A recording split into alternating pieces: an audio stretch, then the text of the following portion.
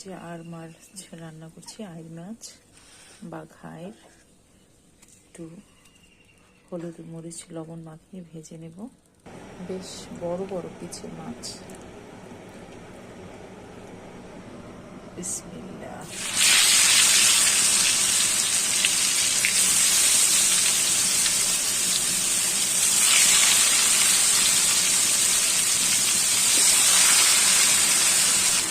একদম কড়াই ভর্তি, মানে তাওয়া ভর্তি মাছ দিয়ে দিলাম।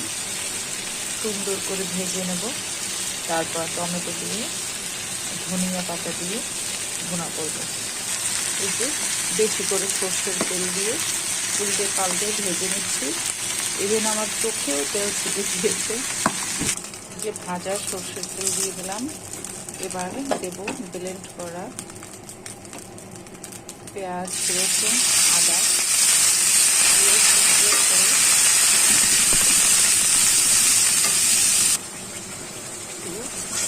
বেশি করে একটু মরিচ দিচ্ছি, কারণ বড় মাছ তো একটু ঝাল ঝাল হলে ভালো লাগে খেতে।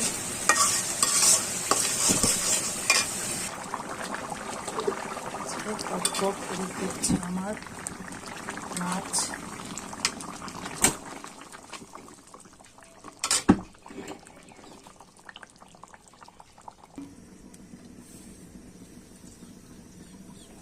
এই হলো আমার আর মাছের ফাইনাল লুক।